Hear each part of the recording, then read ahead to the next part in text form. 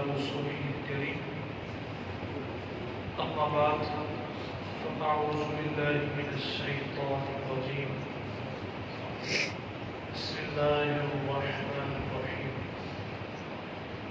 قد أفلح المؤمنون الذين هم في صلاتهم خاشعون والذين هم عن اللغو معرضون آمنت بالله صدق الله العظيم اللهم صل على سيدنا ومولانا محمد وعلى آل سيدنا ومولانا محمد وأصحاب سيدنا ومولانا محمد وبارك وسلم الصلاة والسلام على سيدنا يا رسول الله وعلى آلك وأصحابك يا سيدي يا حبيب الله.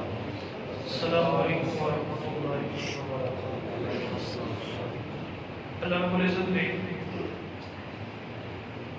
پوری کائنات کو بنایا ایک مقصد کے تحت. بے مقصد کسی بھی چیز کو اللہ رب العزت نے پیدا نہیں فرمایا.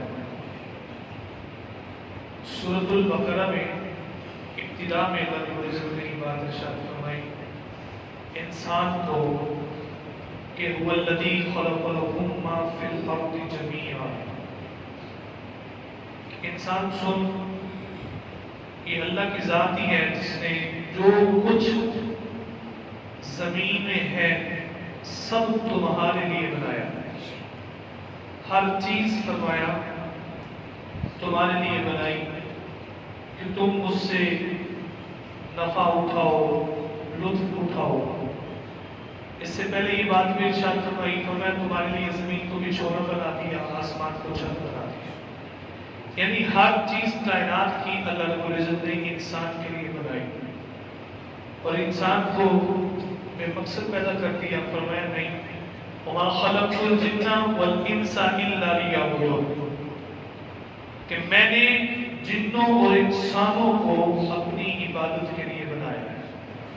انسان کے تابع ہر چیز کرتی اور فرمایا یہ میرے تابع ہو کر زندگی گزارے. اس کو میں نے اپنی عبادت کے لیے بنایا ہے. یہ انسان کا اشرف المخلوقات کا وصف ہے کہ ہر چیز اس کے تابع ہے اور یہ فرمایا میرے تابع ہے. فرمایا سب کچھ تجھے دے دیا ہر چیز دے دی تو میری عبادت کر. اللہ رب العزت نے تمہیں بے مقصد پیدا نہیں کیا. کائنات کی کسی چیز کو بے مقصد پیدا نہیں کیا. انسان تیرا مقصد ہے کہ تو اللہ رب العزت کی عبادت کر. اور فرمایا جو با مقصد لوگ ہوتے ہیں با مقصد اور ایک مشن کے تحت اللہ رب العزت کی عبادت کرتے ہوئے زندگی گزار رہے ہوتے ہیں جن کا قیام جن کا بیٹھنا جن کا لیٹنا اللہ رب العزت کے ذکر کے ساتھ ہوتا ہے وہ ساری چیزوں میں غور و فکر کرتے ہیں کہ واقعی اللہ رب العزت نے کسی چیز کو بے مقصد نہیں بنایا. یہ اللہ رب العزت کے ارشاد فرماتا ہے سورہ آل عمران میں 191 نمبر آیت ہے. فرمایا الذین یذکرون اللہ قیاما وہ لوگ جو کھڑے اللہ کا ذکر کرتے ہیں وقعودا بیٹھ کر کرتے ہیں وعلی جنوبہم اور کروٹ کے بل ذکر کرتے ہیں وَيَتَفَكَّرُونَ فِي خَلْقِ السَّمَاوَاتِ وَالْأَرْضِ وہ اللہ رب العزت کی بنائی ہوئی تخلیق میں آسمان اور زمین میں غور و فکر کرتے ہیں. پھر اس کے بعد کیا کہتے ہیں ربنا ما خلقت ھذا باطلا اے ہمارے رب تو نے کوئی چیز بے مقصد پیدا نہیں کی باطل پیدا نہیں کی. ہر چیز کا کوئی نہ کوئی مقصد ہے. اور خود اللہ رب العزت نے ارشاد فرمایا کہ انسان نے کیا سمجھ لیا کہ ہم نے ایسے ہی ساری چیزیں بنا دی. فرمایا نہیں ان کا مقصد ہے. اس طرح انسان کی زندگی کا بھی مقصد اللہ رب العزت کی عبادت ہے. اور نبی اکرم صلی اللہ علیہ وسلم نے ارشاد فرمایا اتنی کمال روایت ہے اللہ اکبر. حضور علیہ السلام نے فرمایا اللہ فرماتا ہے اے انسان تو میری عبادت کے لیے فارغ ہو جا. ٹائم نہیں ہے آج کر لیں گے کل کر لیں گے کوئی نہیں کل ہی لیں گے. ابھی کون سا اتنا زندگی کا وقت گزرا ہے کبھی نہ کبھی تو کر ہی لیں گے. فرماتا ہے ایسے نہیں تو میری عبادت کے لیے وقت نکال، اے انسان تو میری عبادت کے لیے فارغ ہو جا، میں تیرا سینہ غنا سے بھر دوں گا۔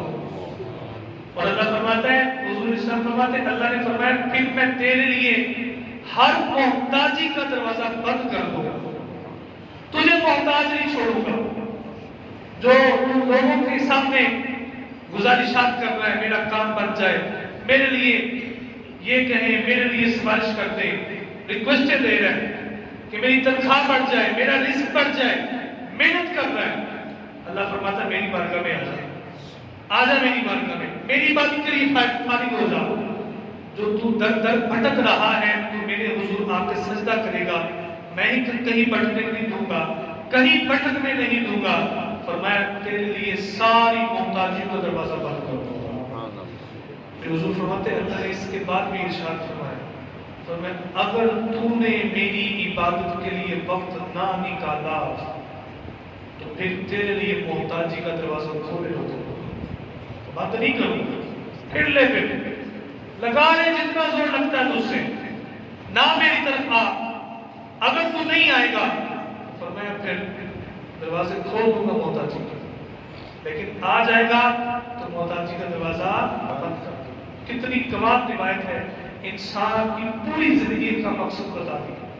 اور نبی علیہ السلام نے صحابہ کرام سے سوال کیا، فرمایا بتاؤ ذرا ایمان کے بعد کون سی چیز مضبوط ہے، افضل ہے؟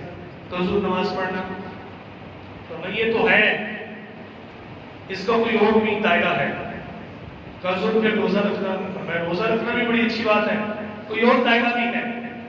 میں جہاد کرنا، میں جہاد کرنا بھی بڑی اچھی بات ہے، کوئی اور دائرہ ہے اس کا، وہ بتاؤ۔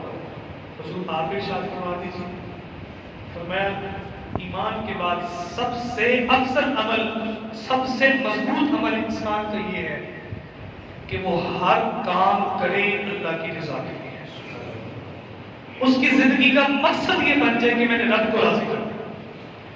بس یہ جب مقصد بن گیا کہ میں نماز بھی پڑھ رہا ہوں اللہ کے لیے، روزہ رکھ رہا ہوں اللہ کے لیے، نیک اعمال کروں، صدقہ خیرات کروں اللہ کے لیے، پھر یہ انسان کامیاب ہے۔ اس کو اپنے عمل سے خود بھی فائدہ ہوگا اور یہ انسان دوسرے کے عمل سے بھی فائدہ اٹھائے گا اور اپنے عمل سے دوسرے کو بھی فائدہ دے گا۔ نبی علیہ السلام نے مومن کی تعریف کتنی پیاری کی، مسلمان کی تعریف کتنی خوبصورت کی۔ فرمایا مسلمان وہ ہے جس کی زبان اور ہاتھ سے دوسرا مسلمان سلامت ہے۔ یہ مسلمان کی زندگی، کھیل تماشا لہو و لعب یہ مسلمان کی زندگی کا مقصد نہیں ہے۔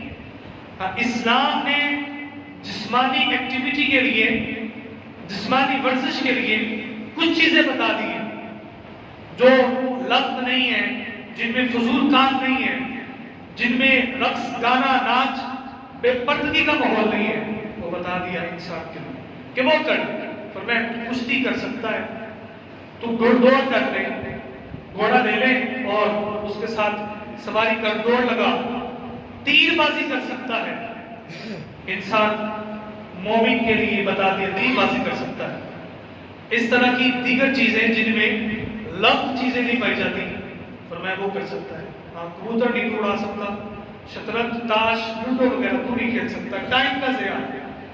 وہ چیز جس سے اللہ رب العزت کے ذکر سے غفلت نصیب ہو، اس سے بچ کر رہے، وہ کوئی چیز بھی ہو۔ اب دیکھ لیں حالیہ میں اس طرح کا عمل انسان کر رہا ہے، مسلمان کر رہا ہے کہ اس کے عمل سے دوسروں کو نقصان پہنچتا ہے۔ ابھی کل پرسوں کی ہماری ایک رپورٹ ہے کہ ایک نوجوان بیچارہ پیسہ افطاری کا سامان لینے جاتا ہے اور کسی کی غفلت کی وجہ سے اڑائی ہوئی پتنگ جو کٹ کر جس کی ڈور باہر تھی گلے میں پھرتی ہے، ادھر ہی اس کی ڈیتھ ہو جاتی ہے۔ اور میں نے 13 مارچ کی رپورٹ پڑھی، پھر 9 کے قریب افراد، پھر ایک باپ بیٹا بیچارہ، وہ جاتے جاتے گلے پہ ڈور پھرتی ہے، ان کی ڈیتھ ہو جاتی ہے۔ اس چیز کا ذمہ دار کون ہے؟ اسلام نے ایسی چیزوں سے منع کی ہے۔ پتنگ بازی جس میں لوگوں کو نقصان پہنچے، جوا لگایا جائے، شرط لگائی جائے، ناچ گانا ہو، یہ حرام ہے انسان کے لیے، گناہ کبیرہ ہے جس کا وہ مرتکب ہو۔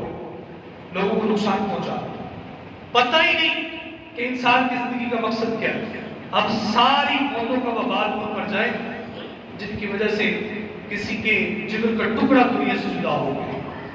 اس طرح یہ انسان کی زندگی کا مقصد نہیں ہے۔ نبی علیہ السلام نے جو جملے ارشاد فرمائے نا پیارے بھائیوں بزرگوں دوستوں، ہم بس ان کو پلے باندھیں۔ حضور نے فرمایا تمہاری زبان سے کسی کو نقصان نہ ہو، تمہاری ہاتھ سے کسی کو نقصان نہ ہو، یہ انسان کی زندگی کا مقصد ہونا چاہیے۔ اب ادارے حرکت میں آئے، پہلے حرکت کدھر تھی؟ اس چیز پر باقاعدہ پوری پابندی ہونی چاہیے تاکہ کسی بھی مسلمان کو نقصان نہ پہنچے۔ یقین جانے ایسی چیزیں دیکھ کر دل خون کے آنسو ہوتا ہے، مسلمان کو کیا ہو گیا؟ اللہ نے فرمایا قد افلح المؤمنون، کامیاب مومن وہ ہے الذین هم فی صلاتهم خاشعون، جو نماز میں روتا ہے، گریہ اوزاری کرتا ہے، خضوع کے ساتھ نماز پڑھتا ہے۔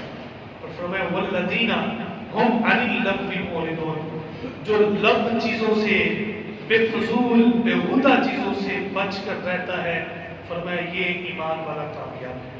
اللہ رب العزت ہمیں اپنی زندگی کے مقصد کو ملحوظ خاطر رکھتے ہوئے بعمل زندگی گزارنے کی توفیق عطا فرمائے۔ اللہم صلی علی سیدنا و مولانا محمد وعلی آل سیدنا و مولانا محمد و اصحاب سیدنا و مولانا محمد وبارک وسلم۔ ربنا آتنا فی الدنیا حسنۃ وفی الآخرۃ حسنۃ وقنا عذاب النار۔ آمین۔ یا الہی ہماری نماز فجر اپنی جگہ پہ قبول و منظور فرما، قدم حیات نماز پنجگانہ کی ادائیگی کی توفیق عطا فرما۔ یا الہی ہمیں لمبی عمر، اچھا عمل عطا فرما، برے عمل سے مولا محفوظ فرما۔ مولا تو ہم سے راضی ہو جا، اپنی رضا والے ہم سے کام لے لے۔ یا الہی لب چیزوں سے، فضول اٹھن بیٹھن سے ہمیں محفوظ فرما۔ صلی اللہ تعالی علی حبیبہ محمد و آلہ وصحبہ اجمعین۔